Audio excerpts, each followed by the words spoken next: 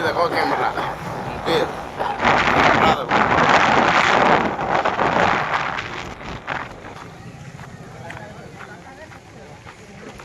तो hi friends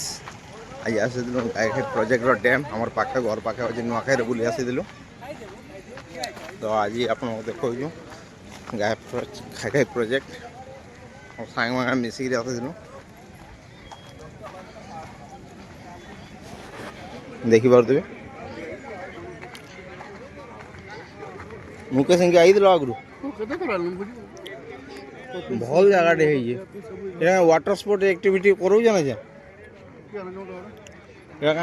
ना कण गायखाई प्रोजेक्ट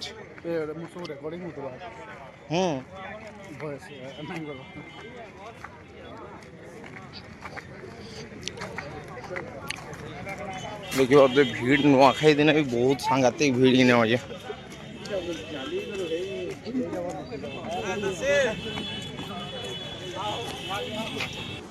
तो देखी पारे यहाँ से गायखाई प्रोजेक्ट केते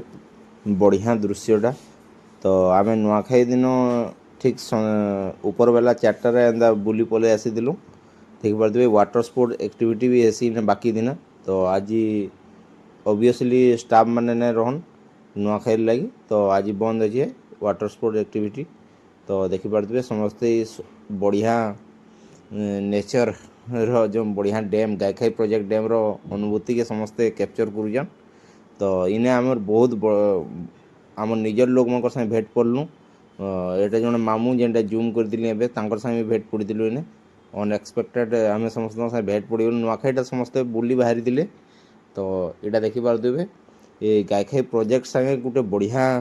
नेचर पार्क टे भी बनई माने जेनटा देखी पारे बोर्ड रे देख लिखाई गायखाई पार्क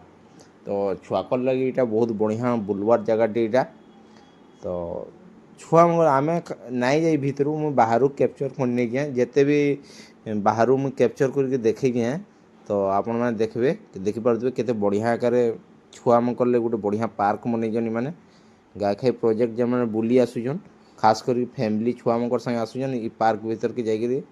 पार्क रो मजा उठे पारे देखी पारे पार्क केते बढ़िया है तो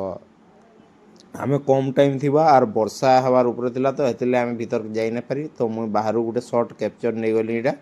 तो देखी पारे केते बढ़िया आकार सजैज और बढ़िया लगला खास करी नुआखाई दिन ऊपर बेला सब आड़े बुलवार गोटे बढ़िया अनुभूति थिला एमती सांग मकर संगे जी कि आम टाइम स्पेंड कलु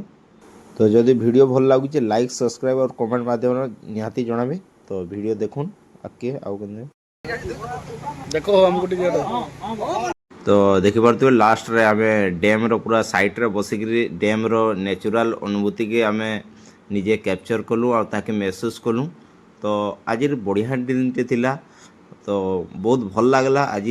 गायखाई प्रोजेक्ट डैम के बुली आसबार लगी तो आपण मैंने भी केवे ट्राए करूँ गायखाई प्रोजेक्ट डैम यहाँ सालेभटारे अच्छे बलांगीर डिस्ट्रिक्ट सालेभटारे तो आपण मैंने चाहिए तो बुली आसीपारे देखी पारे यहाँ जेन आमर मेन केनाल के तार जल निष्कासित हेसी आउ सबू गाँ के तार केनाल के पानी पहुँचेसी तो एंता ही आज नजारा थिला तो देखी पारे बढ़िया लगुच आज।